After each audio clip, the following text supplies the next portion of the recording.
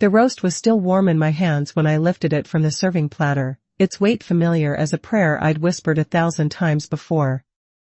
Steam rose between my fingers like incense, carrying the scent of rosemary and thyme, of hours spent in careful preparation, of love made manifest in meat and seasoning. The dining room buzzed behind me with the bright chatter of my daughter's colleagues, their voices sharp as crystal against the soft clink of silverware on china. "You'll eat after everyone else, Mom." Sarah's words hung in the air like smoke from a snuffed candle.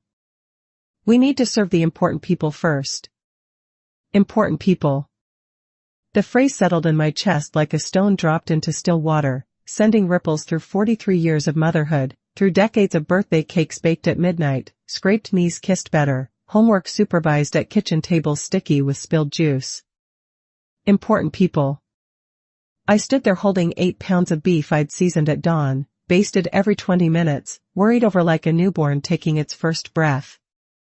The dining room table stretched before me like an altar I'd been tending all my life, the good china I'd washed by hand, the crystal glasses I'd polished until they sang, the centerpiece of autumn leaves I'd arranged while Sarah slept late into the morning. My granddaughter Emma sat in the corner, her small fingers wrapped around a purple crayon, coloring a picture of a house with smoke curling from its chimney. She looked up at me with eyes the color of October sky, innocent and trusting, unaware that her grandmother had just been relegated to the children's table of her own family. The guests continued their conversation about quarterly reports and market projections, their laughter bright and careless as champagne bubbles. Sarah's husband gestured with his wine glass, explaining something about profit margins to a woman in a navy blazer who nodded with the practiced attention of someone accustomed to being heard. They were important people, these strangers in my daughter's dining room, worthy of the first serving, the choicest cuts, the warm plates I'd heated in the oven. I didn't speak. Didn't argue.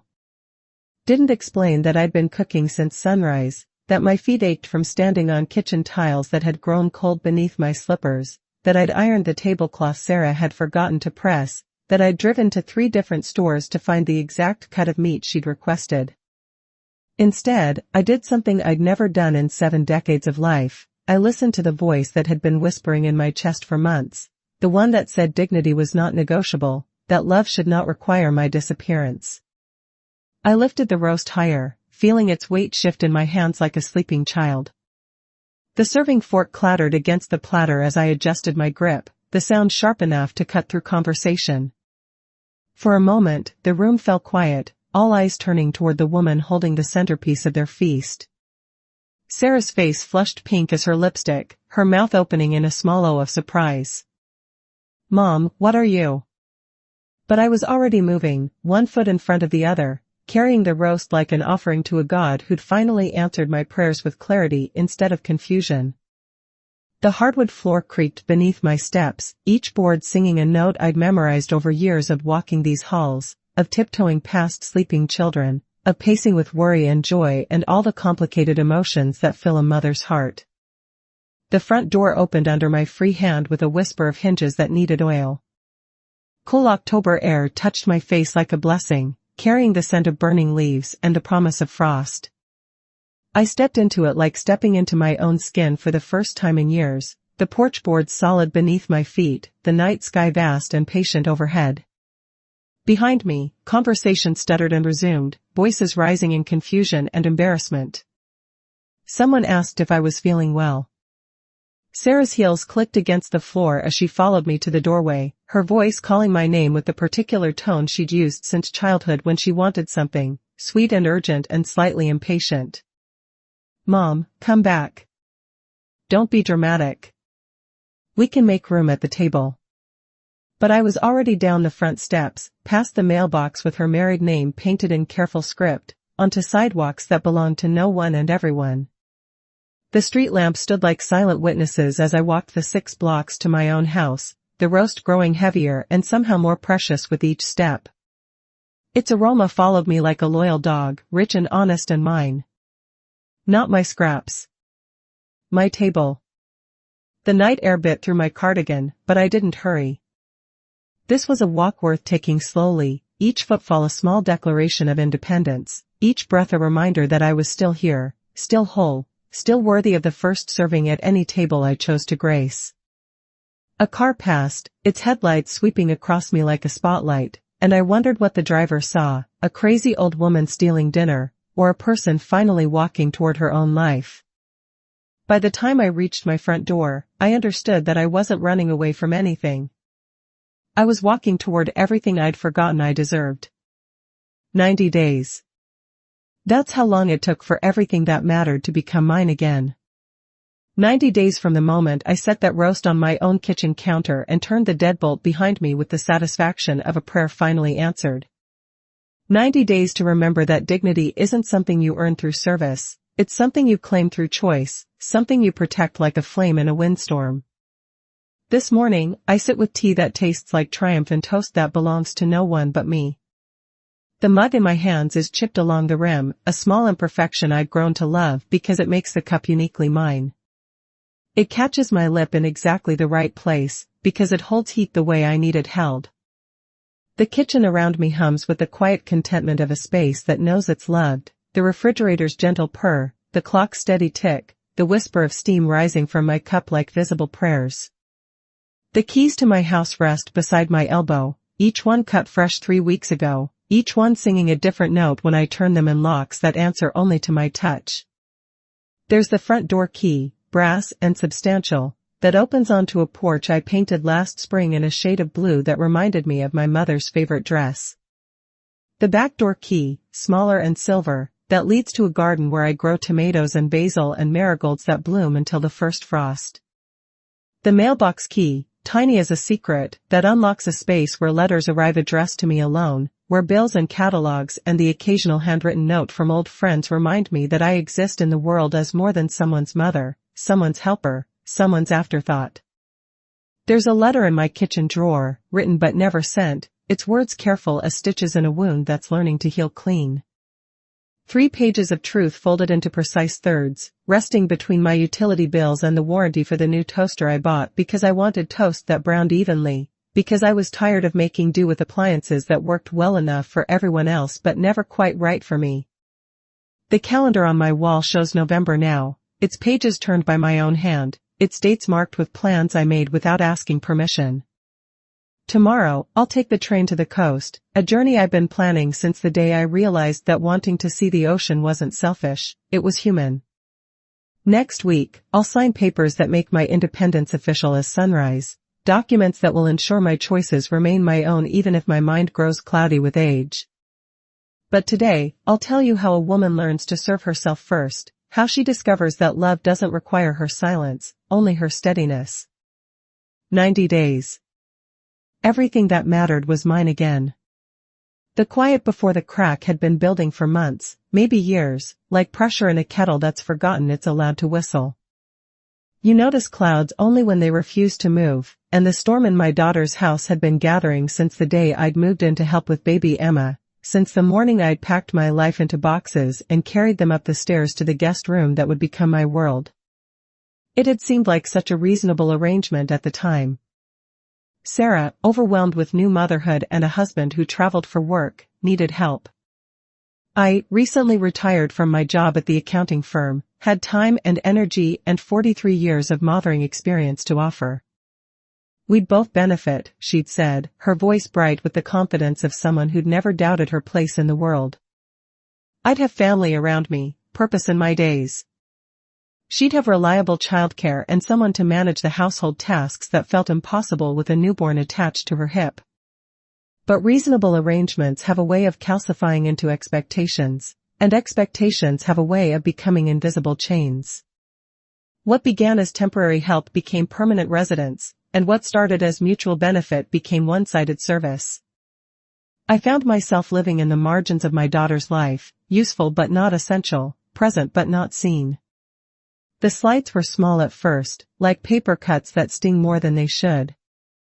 The way Sarah would rearrange the dishes I'd washed, as if my 40 years of keeping house had taught me nothing about the proper placement of plates.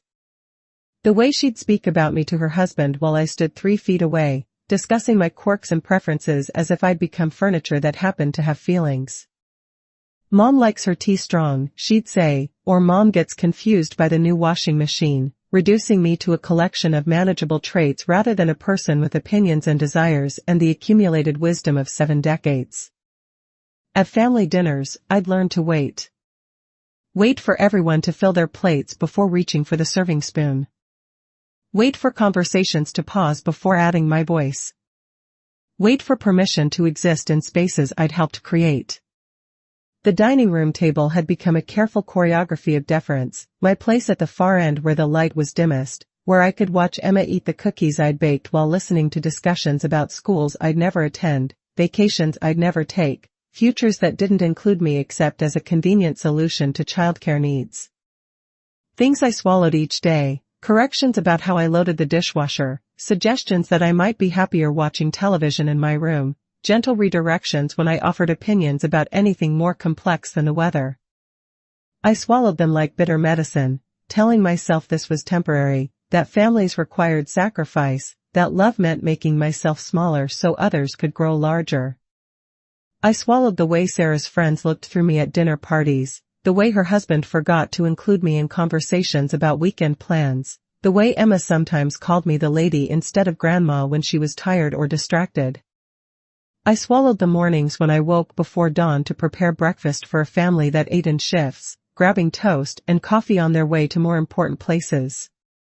I swallowed the evenings when I cleaned up after dinners I'd cooked but barely tasted, standing at the sink while laughter drifted from the living room where the real family gathered to watch movies I wasn't invited to choose. The marigolds in the kitchen window had been drooping for weeks, their bright faces turning brown at the edges like old photographs left too long in sunlight. I'd asked twice about moving them to better light, but Sarah preferred them where they were, decorative, contained, slowly dying in their designated spot. Looking at them that October evening, I'd seen my own reflection in their wilted petals, recognized the way neglect could masquerade as care, the way being kept could feel like being loved until you realized you were simply being managed.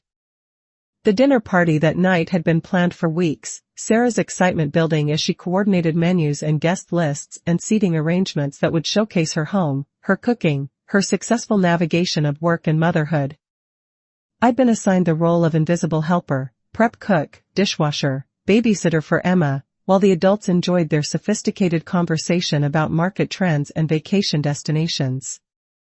I'd spent the day chopping vegetables and polishing silver, setting the table with china that had been my mother's, arranging flowers from my own garden in vases I'd collected over decades of making houses into homes. The roast had been my suggestion, a recipe I'd perfected over years of Sunday dinners and holiday gatherings, seasoned with herbs I'd grown myself and techniques I'd learned from my own mother, who'd learned them from hers. But when the guests arrived, Sarah's colleagues from the marketing firm where she worked, polished professionals with firm handshakes and confident voices, I'd felt myself shrinking, becoming background music to their symphony of success. They spoke of campaigns and clients, of conferences in cities I'd never visited, of opportunities and achievements that belonged to a world where I'd never been invited to participate. And then came the moment that changed everything, the words that fell like an axe through the careful construction of my diminished life: "You'll eat after everyone else, Mom. We need to serve the important people first." Important people. The phrase echoed in my mind as I stood there holding the roast, feeling its weight like a judgment, like a verdict delivered by a jury of my own family. Important people deserved the first serving, the warmest plates, the choicest cuts. Important people had earned their place at the table through achievements I couldn't claim, through relevance I'd apparently lost somewhere between retirement and grandmotherhood. But as I stood there, steam rising from the meat in my hands, I felt something shift inside me like tectonic plates finding new alignment. The woman who had raised this daughter, who had worked for 22 years to build a retirement fund, who had loved and lost and survived and thrived, was she not important? The hands that had changed diapers and signed report cards and held fevered foreheads through long nights, were they not worthy of the first serving at any table they had helped to set? The walk into the air changed everything. When dignity leaves the room, your feet follow, and mine carried me down the front steps with the certainty of someone who had finally remembered her own worth. The October night wrapped around me like a shawl I'd forgotten I owned, cool and clean and infinite with possibility.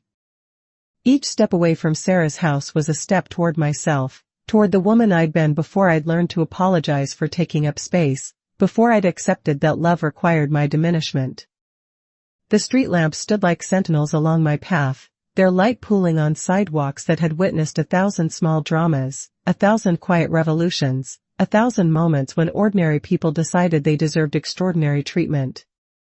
The roast's aroma followed me like a faithful companion, rich with the promise of meals shared freely rather than rationed carefully. Its weight in my arms felt less like a burden and more like a treasure with each block I walked, each breath of free air I drew into lungs that had forgotten how to expand fully. A car passed, its headlights sweeping across me like a spotlight on a stage I'd finally claimed as my own. The driver probably saw an elderly woman carrying dinner down a residential street, but I felt like something more, a person walking toward her own life, a woman who had finally learned that the most radical act is sometimes simply refusing to accept scraps when you deserve the whole feast. By the time I reached my own front door, the house I'd bought with my own money and maintained with my own hands, I understood that this wasn't an ending but a beginning. The key turned in the lock with a sound like a sigh of relief, and I stepped into a space that knew my name, that held my history, that welcomed me without conditions or qualifications. My kitchen waited exactly as I'd left it that morning, clean counters, fresh dish towels, the coffee mug I'd used for breakfast still sitting in the drainer where I'd placed it to dry. This was a room that had witnessed my life in all its ordinary glory, birthday cakes mixed at midnight, homework supervised over after-school snacks, phone calls with friends who remembered when I was young and foolish and full of dreams that had nothing to do with being useful to other people. I set the roast on my counter and stood looking at it for a long moment. Steam still rose from its surface, carrying the scent of rosemary and time well spent, of love that didn't require an audience to make it real. This was food prepared with care, seasoned with intention, worthy of the first serving at any table lucky enough to receive it. I carved myself a thick slice and ate it standing at my kitchen window, looking out at the garden I'd planted, the fence I'd painted, the life I'd built with my own hands and my own choices. The meat was perfect, tender, seasoned just right, worth every minute I'd spent preparing it. For the first time in months, I tasted my own cooking without apology, without the bitter aftertaste of being tolerated rather than celebrated. The silence in my house wasn't empty, it was full of possibility, pregnant with the promise of days when I could wake up and choose my own schedule, cook my own meals, invite my own guests, set my own table with my own rules. This was what freedom tasted like, a perfectly cooked roast eaten in perfect solitude, seasoned with the salt of tears I'd finally allowed myself to shed. The next morning brought the practical work of reclaiming a life I'd temporarily misplaced. Numbers can be sharper than knives, yet steadier than promises, and I spent hours at my kitchen table with bank statements spread like tarot cards, each one telling the story of a woman who'd been financially responsible long before she'd been emotionally dismissed. The manila folders emerged from my desk drawer like old friends returning from a long journey, insurance policies, investment statements, the deed to my house, pension documents that proved I'd worked and saved and planned for exactly this kind of independence. I'd forgotten how substantial my own foundation was, how solid the ground beneath my feet had always been, even when I'd allowed others to convince me I was standing on shifting sand. My savings account held more than I'd remembered, years of careful budgeting, of choosing store brands and mending clothes instead of replacing them, of putting away small amounts that had grown into something substantial through the magic of compound interest and time. The house was mine, bought and paid for with money I'd earned as a bookkeeper, a job I'd held for 22 years before retiring with a pension that would keep me comfortable if I lived modestly and chose wisely. The trust documents I'd signed when Sarah convinced me to move in could be revised. The power of attorney I'd granted could be revoked. The financial advisor who'd helped me plan for retirement was still in business, still returning phone calls, still treating me like a client rather than a burden. These weren't just pieces of paper, they were proof of a life lived with intention, of choices made and responsibilities met, of a woman who'd been taking care of herself long before anyone suggested she needed taking care of.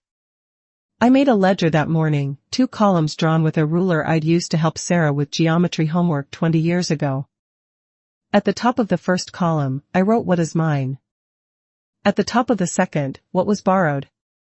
The exercise felt like archaeology, like excavating the artifacts of my own agency from beneath layers of accumulated deference. What is mine? This house with its mortgage paid in full, this bank account with its steady balance, this pension earned through decades of showing up on time and doing good work, this car with its reliable engine and current registration, this garden with its perennials that return each spring without asking permission, this name I've carried for 71 years, this body that has served me faithfully through childbirth and heartbreak and 1,000 small victories of an ordinary life. Lived with purpose. What was borrowed? The illusion that I needed permission to live in my own skin, the belief that love required my diminishment, the habit of asking forgiveness for taking up space, the assumption that my needs were negotiable while everyone else's were sacred, the practice of making myself smaller so others could feel larger, the conviction that being useful was the same as being valued. The math was simple, elegant in its clarity. I was richer than I'd allowed myself to remember. Not just in dollars and assets but in the accumulated wealth of experience, wisdom, and the particular kind of strength that comes from surviving 7 decades of being human in a world that doesn't always make it easy. I called my financial advisor that afternoon, a woman named Patricia who'd helped me navigate the complexities of retirement planning 5 years earlier. Her voice was warm with recognition when I identified myself, professional but genuinely pleased to hear from me. Mrs. Morrison, how lovely to hear from you. How can I help you today? I need to make some changes, I said, my voice steady as the October light that slanted through my kitchen window. I want to revise my trust documents and revoke the power of attorney I granted to my daughter. There was a pause, not of judgment but of understanding. Patricia had been in this business long enough to recognize the sound of a woman reclaiming her autonomy. Of course. Would you like to schedule an appointment to discuss your options? Yes, I said, feeling the word settle in my chest like a key finding its proper lock. As soon as possible. The appointment was set for the following Tuesday. I hung up the phone and sat for a moment in the quiet satisfaction of a decision made, a step taken, a future secured by my own hand. The afternoon stretched before me like an empty canvas, and for the first time in months, I felt the particular joy that comes from having time that belongs entirely to you. I spent the rest of the day organizing my papers, creating files for documents that would need updating, and making lists of tasks that would transform my temporary rebellion into permanent independence. Each item I wrote down felt like a small victory: change locks, update beneficiaries, research travel insurance, call the locksmith, schedule a physical exam, buy a new winter coat in a color I actually liked. The sun was setting by the time I finished, painting my kitchen walls gold and amber, reminding me that even endings could be beautiful when they led to new beginnings. I made myself dinner, a simple omelette with herbs from my garden, toast with jam I'd made last summer from berries I'd picked myself, and ate it at my kitchen table while reading a novel I'd been meaning to finish for months. This was what sovereignty felt like, the freedom to eat when I was hungry, to read what interested me, to go to bed when I was tired rather than when it was convenient for others. It was quieter than I'd expected, less dramatic than the movies suggested, but more satisfying than anything I'd experienced in years. 3 days later, my son arrived with thunder in his voice and disappointment in his eyes, his car pulling into my driveway with the aggressive precision of someone who'd driven across town specifically to deliver a lecture. I watched him through my kitchen window as he sat for a moment in the driver's seat, gathering his arguments like ammunition, preparing for a battle I had no intention of fighting. "You embarrassed her, Mom." The words came before he'd even fully entered my living room, his tall frame filling the doorway like a storm cloud. "Walking out like that, taking the roast. Her colleagues are still talking about it." I listened from my kitchen chair, hands wrapped around a mug of tea that had grown cold while he paced my living room like a caged animal. Rain tapped against the windows like fingers drumming an impatient rhythm, the October storm that had been threatening all week finally making good on its promise. He was 38 years old, my boy, tall and serious and convinced that peace required my surrender, that family harmony was worth any price except the one that asked him to see his mother as a person rather than a problem to be managed. She's hurt, he continued, his voice carrying the particular tone he'd used since childhood when he was trying to convince me of something he wasn't entirely sure he believed himself. She was trying to include you, to make you part of the family, and you just left with the food. It was dramatic, Mom. It was selfish. The keys to my house lay on the table between us, their metal surfaces catching light from the lamp I'd bought with my own money, in the house I'd earned with my own work, surrounded by furniture I'd chosen and books I'd read and photographs of a life I'd lived on my own terms long before anyone suggested I needed supervision. I picked them up, felt their weight in my palm, solid, real, mine. Love does not require my silence, only my steadiness, I said, my voice calm as the rain outside, steady as the heartbeat that had carried me through 7 decades of joy and sorrow and the complicated territory between them. I've been steady for 71 years. I've been steady through your father's death, through raising you and your sister alone, through every crisis and celebration this family has weathered. But steady doesn't mean silent, and it doesn't mean invisible. He stopped pacing, turned to face me with confusion creasing his forehead like a map of territory he'd never learned to navigate. She didn't mean to hurt you. Intent and impact are different things, I replied, setting my mug down with the careful precision of someone who'd learned that even small gestures could carry weight. I don't doubt her intentions. But I won't pretend the impact didn't matter. I won't eat scraps at my own family's table and call it love. The rain grew heavier, drumming against the roof like applause from an audience I'd finally learned to please myself. My son sat down across from me, his anger deflating into something softer, more uncertain, like a balloon losing air through a pinprick hole. So what happens now? He asked, and I heard in his voice the little boy who used to crawl into my lap when thunderstorms frightened him, who used to ask me to check under his bed for monsters, who used to believe I had answers to questions that hadn't been invented yet. Now I live in my own house, make my own choices, and love you all from a place of strength instead of need, I said, watching his face as he tried to process the idea that his mother might have desires that extended beyond serving his family's convenience. That's not punishment, it's preservation. I'm preserving the part of me that's worth loving, the part that has something to offer besides compliance and convenience. He was quiet for a long moment, staring at his hands as if they might hold answers to questions he'd never thought to ask. Sarah thinks you're having some kind of breakdown.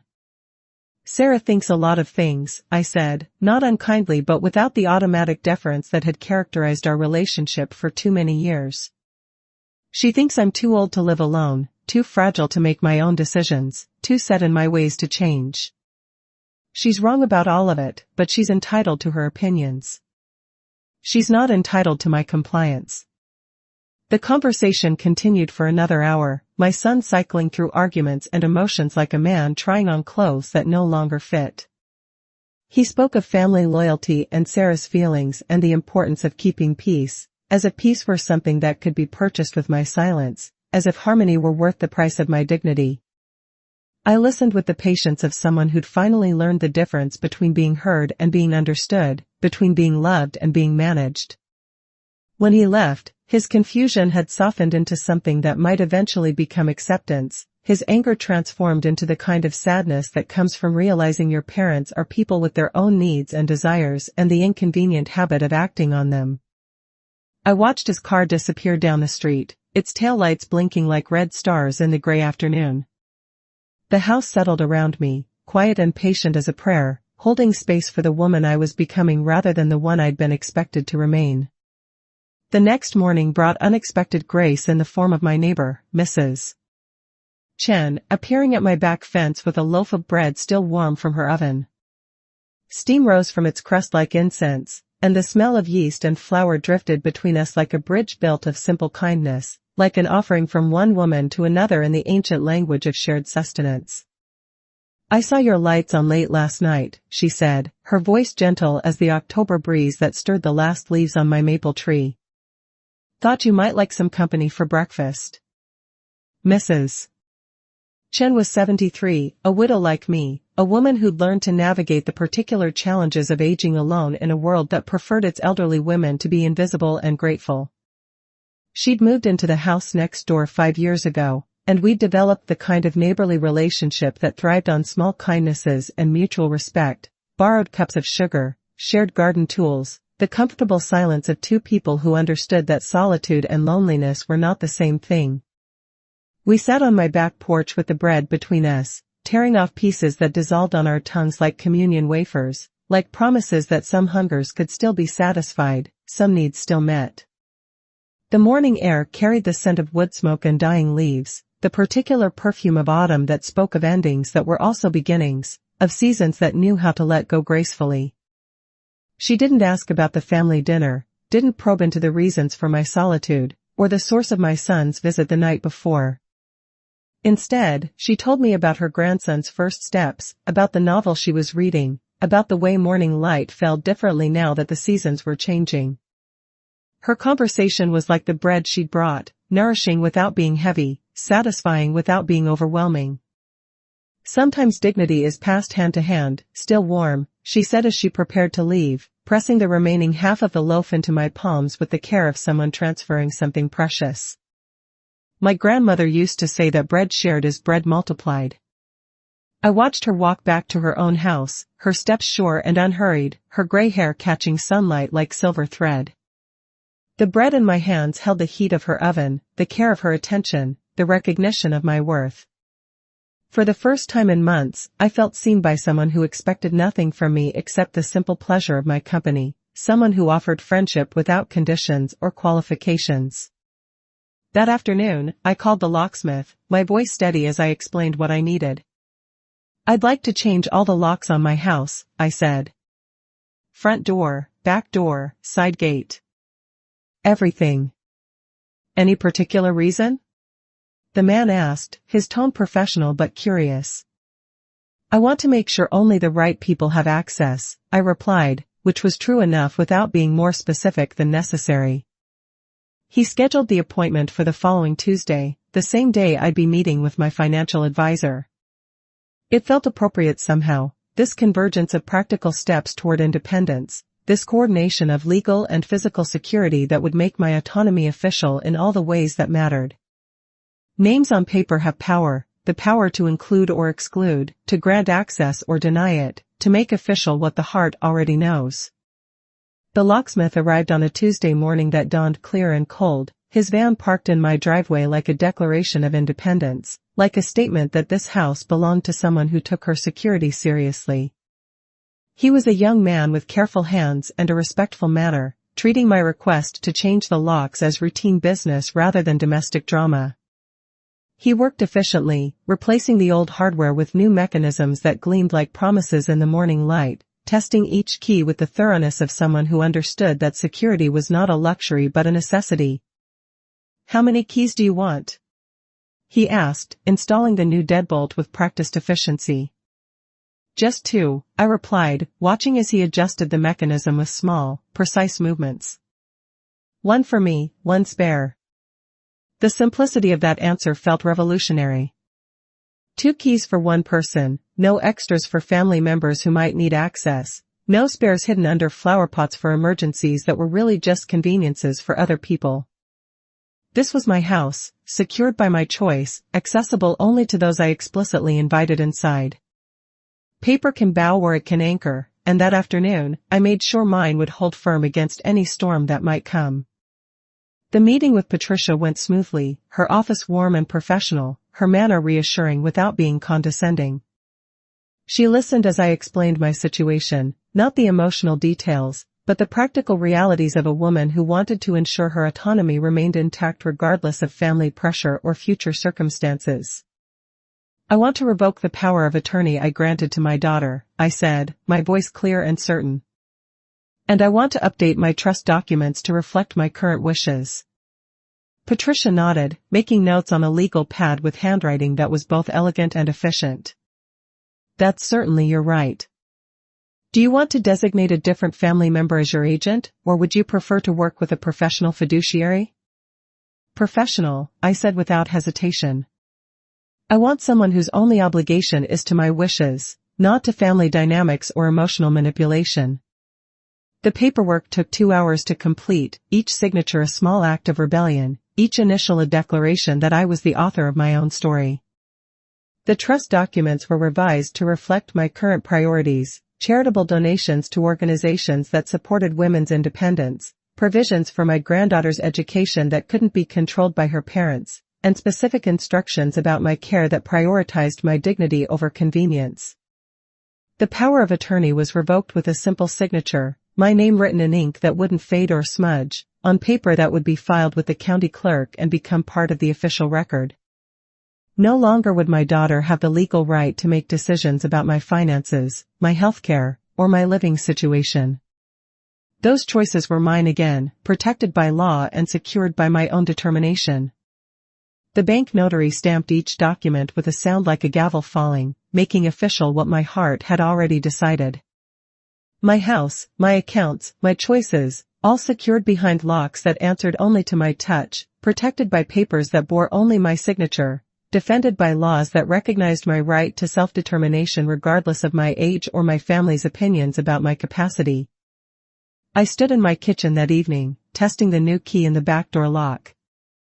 It turned with a satisfying click, smooth and certain as a promise kept, solid as the foundation I'd built for myself over 7 decades of making good choices and learning from the bad ones. The sound echoed through the house like a bell ringing the hour of my own choosing, like a clock that finally kept time according to my schedule rather than someone else's convenience. The map booklet had been tucked in my desk drawer for 3 years, its pages crisp with possibility, its routes unmarked by actual travel. I'd bought it during a moment of optimism, thinking I might take day trips, explore the countryside beyond my familiar neighborhood, and discover places that existed beyond the careful boundaries of my routine life. But somehow, there had always been reasons to stay close: family obligations, household tasks, the comfortable routine of a life lived within careful boundaries that had gradually become invisible walls. Now I spread the maps across my kitchen table like treasure charts, tracing routes with my finger, following highways and back roads that led to places I'd only heard about in other people's stories. The coastal train ran twice daily, winding through farmland and forest before reaching the sea, carrying passengers who decided that staying in one place was less important than seeing what lay beyond the horizon. There were historic towns within an hour's drive, art galleries and gardens, and cafes where I could sit with a book and watch strangers live their lives, where I could be anonymous and curious and free from the weight of other people's expectations. There were museums I'd always meant to visit, hiking trails that promised views I'd only seen in photographs, and bed and breakfasts that catered to solo travelers who valued independence over companionship. The world shifts when you shift your seat, and I felt the truth of that as I planned my first solo journey in decades. The train ticket I bought online cost less than a week's groceries, but it felt like purchasing passage to a new country, one where I was both citizen and explorer, where my time belonged entirely to me, where I could move through space without explaining my destination or justifying my desire to see something new. I packed a small bag with the care of a pilgrim preparing for a sacred journey, a thermos of tea that would stay warm for hours, a sandwich wrapped in wax paper like the lunches my mother used to make for school trips, the novel I'd been meaning to read for months, a notebook for thoughts that might arise when the landscape changed outside my window. The anticipation was sweet as honey, golden as the October light that slanted through my kitchen window, promising as the first warm day after a long winter. Tomorrow, I would board a train to somewhere I'd never been, carrying nothing but curiosity and the knowledge that I could go anywhere my ticket would take me. The lilacs in my garden had finished blooming months ago, but I could smell their phantom sweetness in the wind that promised change, in the air that carried the scent of possibility like pollen waiting to take root in fertile ground. The train station was smaller than I'd expected, a modest building that had served travelers for nearly a century, its waiting room filled with wooden benches worn smooth by countless departures and arrivals. I sat with my small suitcase at my feet, watching other passengers prepare for their own journeys, a young couple sharing earbuds and excited whispers, an elderly man reading a newspaper with the concentration of someone who still believed in the importance of staying informed, a woman about my age traveling alone with the confident air of someone who'd learned that solitude was a choice rather than a sentence. When the train arrived, its whistle cutting through the morning air like a call to adventure, I felt something shift inside me, a loosening of the careful constraints I'd wrapped around my life, a recognition that movement was still possible, that the world was still large enough to hold my curiosity. The conductor helped me aboard with old-fashioned courtesy, his smile genuine as he checked my ticket and directed me to a window seat that would give me the best view of the countryside. The train pulled away from the station with a gentle lurch that felt like the earth itself shifting beneath me, carrying me past familiar landmarks that grew smaller and less significant with each mile. I watched my town disappear behind me, its streets and buildings becoming part of a landscape I was observing rather than inhabiting, and felt the particular freedom that comes from being in motion, from choosing movement over stasis, from remembering that staying in one place was a choice rather than a requirement. The countryside unfolded outside my window like a story I'd never heard before, rolling hills dotted with farmhouses, forests that held secrets I'd never learn, small towns that existed independently of my knowledge or approval. I saw horses grazing in fields that stretched to horizons I'd never considered, barns weathered to silver by decades of seasons, gardens where other women grew flowers and vegetables according to their own schedules and preferences. The ocean, when it finally appeared, was larger and more magnificent than I'd remembered from childhood visits, its surface catching sunlight like scattered diamonds, its waves moving with the ancient rhythm that had been calling to travelers long before I was born. I stood on the platform after the train stopped, breathing salt air that tasted of freedom and possibility, feeling the particular joy that comes from arriving somewhere you've chosen to go rather than somewhere you've been sent. The letter took 3 drafts to get right, each version a step closer to the truth I needed to tell, each revision a movement away from anger and towards something more useful, understanding, perhaps, or at least the kind of clarity that comes from naming what has been unnamed for too long. Some letters heal by staying in the drawer, and this one was never meant for mailing, only for the clarity that comes from putting difficult truths into careful words, from giving shape to feelings that had been formless as smoke. Dear Sarah, it began, my daughter's name written in the same careful script I'd used to address her school valentines, her college care packages, her wedding invitations, all the correspondence of a relationship that had spanned 38 years of love and frustration and the complicated territory between them. I'm writing to explain what I couldn't say in the moment, when hurt was too fresh and words felt too dangerous to trust.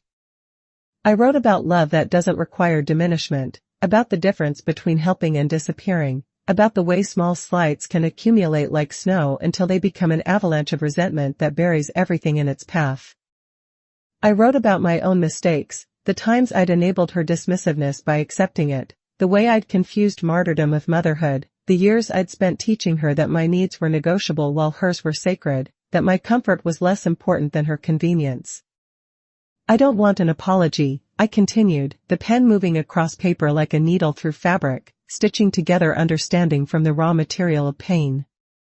I want recognition.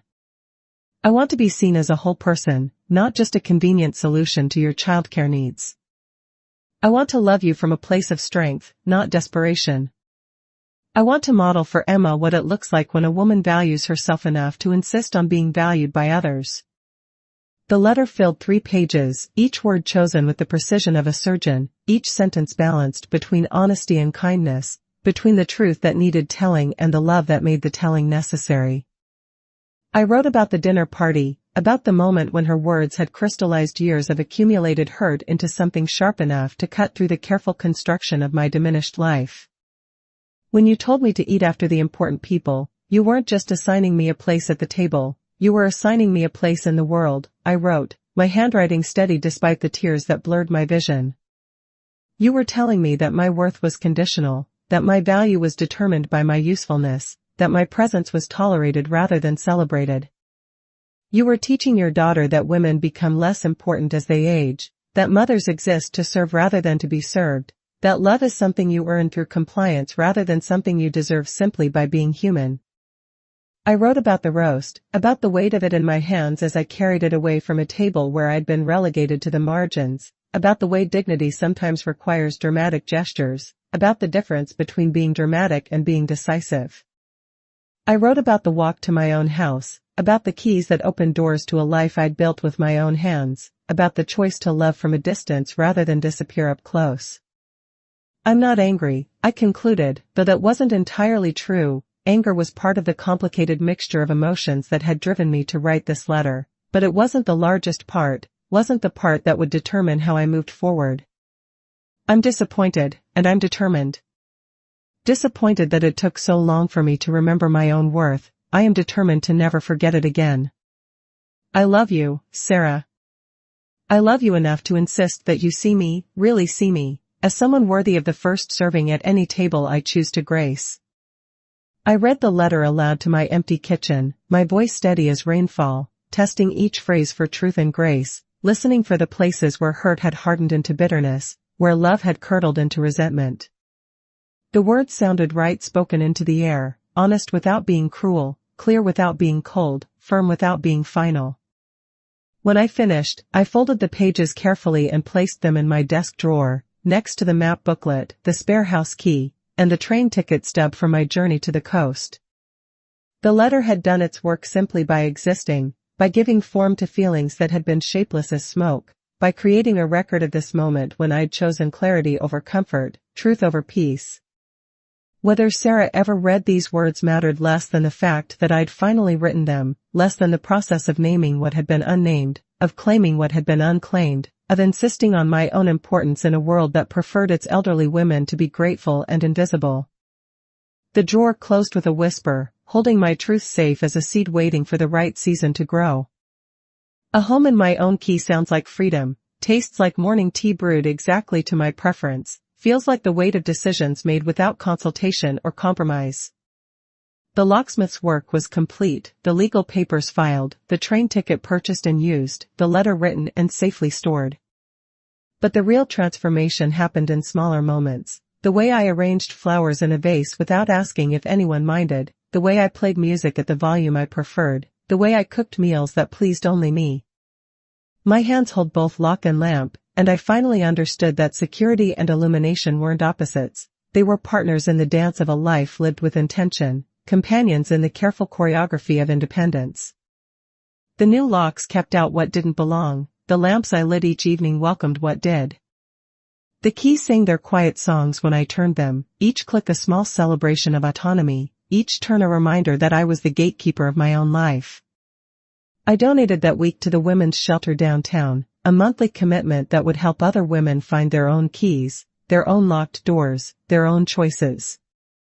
The pledge felt like planting seeds in soil I'd never see, trusting that somewhere, another woman would benefit from the freedom I'd learned to claim, would find the courage to walk away from tables where she wasn't valued, would remember that dignity was not negotiable. The morning routine I established was simple as prayer, tea at sunrise, toast with honey, 10 minutes in the garden checking on plants that grew according to their own schedule, not mine. The marigolds I'd rescued from Sarah's kitchen window had found new life in my backyard, their faces bright as small suns, their roots deep in soil that welcomed them without conditions or qualifications. This was sovereignty, not the dramatic kind that requires an audience, but the quiet kind that requires only commitment to one's own worth, only the daily practice of choosing yourself when the world suggests you choose everyone else first. I was 71 years old, and I was finally learning to live like it mattered, like my preferences were valid, like my comfort was worth protecting. The house settled around me each evening with the contentment of a place that knows it's loved, that understands its purpose, that serves as a sanctuary rather than prison. The rooms held my history, photographs of a life lived fully, books that had shaped my thinking, furniture that had witnessed my joys and sorrows, and the thousand small moments that make up a human existence. But they also held my future, the empty spaces where new experiences would find their place, the windows that framed views I was still learning to see, the doors that opened onto possibilities I was still discovering. This was what it meant to be home in your own key, to live in a space that reflected your choices rather than your compromises, to wake up each morning in a place that welcomed your presence rather than merely tolerating it. The roast remembered itself in my kitchen 3 months later, when I prepared Sunday dinner for Mrs. Chan and her grandson, for the librarian who'd helped me research train routes, for the locksmith who'd become an unexpected friend.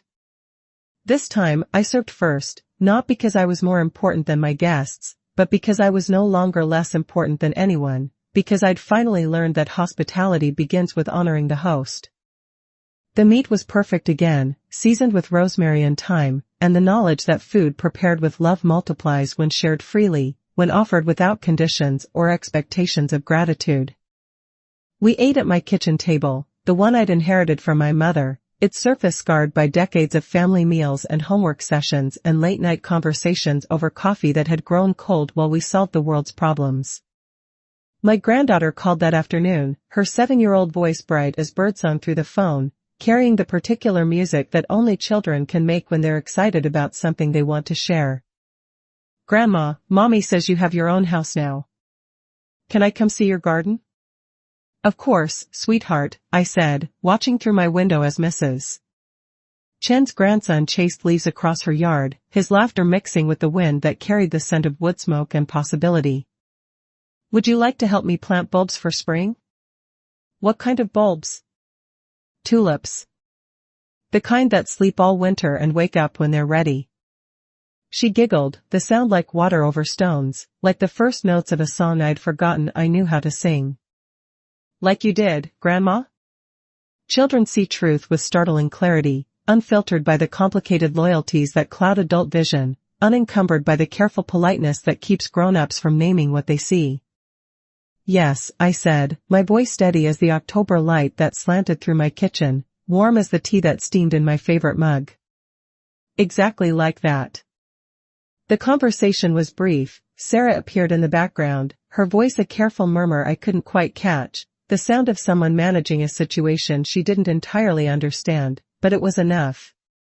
My granddaughter knew where to find me now, knew that my door would open to her small knock, that my garden would welcome her curious hands, that her grandmother was someone who planted things and waited patiently for them to grow.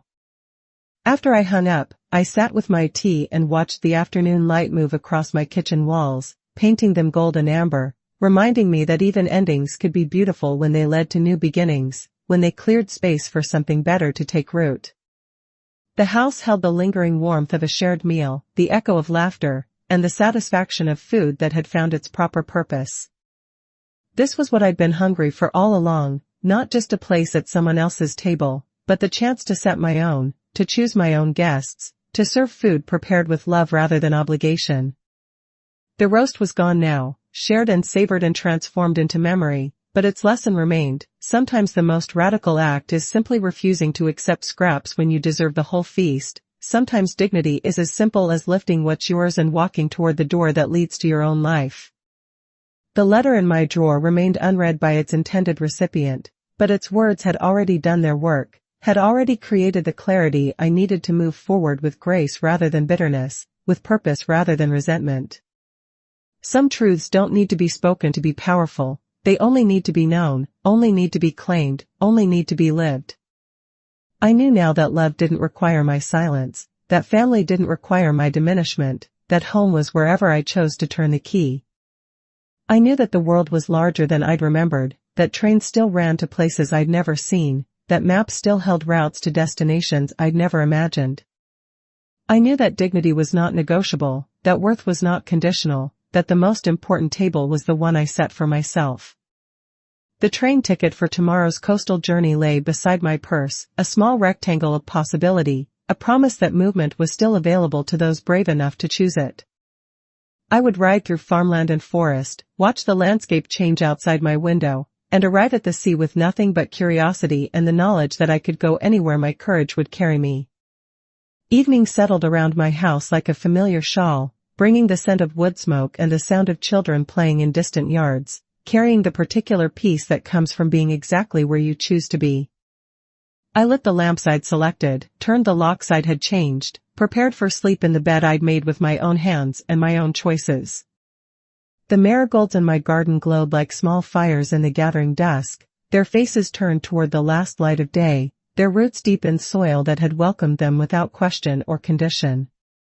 They would bloom until the first frost, then sleep through winter, then return in spring with the persistence of things that know their own worth, that understand their own rhythm, that refuse to apologize for taking up space in the world. My house settled around me with the contentment of a place that knows it's loved, that understands its purpose, that serves as a sanctuary rather than prison. The new locks held firm, the fresh keys sang their quiet songs, and somewhere in the distance, a train whistle called across the evening air, promising journeys I was finally ready to take. This time, I served first. This time, I stayed for the entire meal. This time, the table was mine. The kettle whistled softly on my stove, calling me to one last cup of tea before sleep, its voice gentle as a lullaby, patient as the love I'd finally learned to give myself. I rose from my chair, my movements unhurried and sure, and went to answer its call. Outside my kitchen window, the world continued its ancient dance of seasons and stars, and I was finally, fully part of it, not as someone's afterthought, but as the author of my own story, the keeper of my own keys, the woman who learned that home is wherever you decide to stop asking permission to exist. The tea was perfect, brewed exactly to my taste, sweetened with honey from my own cupboard, sipped in the silence I'd chosen rather than the silence that had been chosen for me. This was the feast I'd been hungry for all along, not the elaborate meal prepared for others' approval, but the simple sustenance of a life lived on my own terms, seasoned with the salt of tears I'd finally allowed myself to shed, warmed by the fire I'd finally allowed myself to tend. Tomorrow, I will board a train to the coast. Next week, I will plant bulbs with my granddaughter. Next month, I will host Thanksgiving dinner for anyone who wants to come, serving food prepared with love and shared without conditions, setting a table where everyone would be served first because everyone would be equally welcome, equally valued, equally seen. But tonight, I would simply sit with my tea and my contentment, in my house with my keys, surrounded by the quiet triumph of a woman who'd finally learned to come home to herself. The story ends where it began, with a choice, with dignity, with the simple radical act of refusing to accept less than what we deserve. The roast is gone, but the lesson remains: we teach people how to treat us, and it's never too late to change the curriculum. We show the world our worth not through grand gestures but through daily choices, through the accumulation of small decisions that add up to a life lived with intention rather than apology. The clock on my kitchen wall ticked toward midnight, marking the end of another day that belonged entirely to me, another 24 hours of choices made without consultation or compromise. In 3 months, I had transformed from a woman who ate scraps at her own family's table to someone who understood that the most important feast is the one you prepare for yourself, seasoned with self-respect and served with the knowledge that you deserve the first portion of your own life.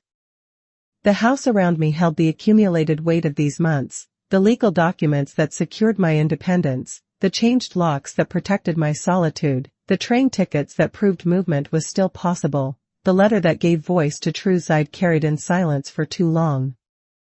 Each object was a small monument to the revolution that happens when a woman decides she matters, when she chooses dignity over peace, when she remembers that love should add to her life rather than subtract from it. I finished my tea and rinsed the cup, placing it in the drainer where it would wait for tomorrow's first serving, for another morning when I would wake up in my own house and make my own choices and live according to my own schedule. The simple act of washing my own dish felt like a prayer of gratitude, for hot water and clean counters and the freedom to care for my own needs without asking permission or offering apologies. The bedroom I climbed the stairs to was mine in every sense that mattered, furnished with pieces I'd chosen, decorated with photographs that told my story, filled with books that reflected my interests rather than someone else's idea of what an elderly woman should read. The bed was made with sheets I'd selected for their softness rather than their practicality, pillows arranged according to my comfort rather than anyone else's aesthetic preferences. As I prepared for sleep, I caught my reflection in the mirror that had witnessed 7 decades of my life, the young woman who'd married with hope and optimism, the mother who'd raised children with fierce love and occasional doubt, the widow who'd learned to navigate loss without losing herself, the grandmother who'd almost forgotten her own worth before remembering it just in time. The face looking back at me was lined with experience, marked by time, but no longer apologetic for taking up space in the world. This was what 71 looked like when it refused to be invisible, when it claimed its right to preferences and opinions and the occasional dramatic gesture in service of dignity. This was what independence looked like when it was chosen rather than imposed, when it grew from strength rather than abandonment, when it served as a foundation rather than a punishment. I turned off the lights I'd chosen to illuminate my evening, locked the doors I'd had secured with my own keys, and settled into sleep in the house I'd earned with my own work. Outside my windows, the world continued its ancient rhythms, seasons changing, stars wheeling across the sky, other women perhaps lying awake in their own beds, wondering if it was too late to reclaim lives they'd given away piece by piece, choice by choice, apology by apology. It's never too late. That was the message I wanted to send into the darkness, the truth I'd learned through the simple act of lifting a roast and walking toward my own door. It's never too late to remember your worth, to insist on your dignity, to choose yourself when the world suggests you choose everyone else first. It's never too late to serve yourself the first portion, to claim the best seat at your own table, to live as if your life matters because it does. The last thing I saw before sleep claimed me was the spare key on my nightstand, silver in the moonlight that streamed through windows I'd chosen not to cover with curtains that would block the view. That key was my insurance policy, my backup plan, my reminder that I always had access to the life I'd built, that no one could lock me out of my own existence unless I handed them the key. Tomorrow would bring new choices, new possibilities, new chances to practice the art of living as if I mattered. There would be tea brewed to my exact preference, toast buttered according to my taste, flowers arranged in vases I'd selected for their beauty rather than their practicality. There would be phone calls I chose to answer and invitations I chose to accept or decline based on my own desires rather than other people's expectations. There would be the train to catch, the coast to visit, the ocean to greet like an old friend I'd neglected too long. There would be my granddaughter's visit, her small hands helping me plant bulbs that would sleep through winter and wake when they were ready, teaching her through example that growth happens on its own schedule, that beauty emerges when conditions are right, that patience is a form of faith in your own eventual blooming. There would be Thanksgiving dinner prepared in my own kitchen, served at my own table, shared with people who valued my presence rather than merely tolerating it. There would be the satisfaction of food prepared with love rather than obligation, of hospitality offered freely rather than extracted through guilt, of gratitude expressed for the simple pleasure of good company rather than the complex negotiations of family dynamics. But all of that was tomorrow, next week, next month. Tonight, there was only this, a woman in her own bed, in her own house, surrounded by her own choices, drifting toward sleep with the particular peace that comes from knowing you've finally learned to come home to yourself. The roast was long gone, shared and savored, and transformed into memory. But its lesson lived on in every choice I made, every boundary I set, every time I remembered that dignity was not negotiable, that worth was not conditional, that the most important table was the one I set for myself. If this story found you at the right time, share it with someone who needs it. Sometimes the most important gift we can give is the reminder that it's never too late to serve ourselves first, to claim our own keys, to remember that home is wherever we decide to stop asking permission to exist.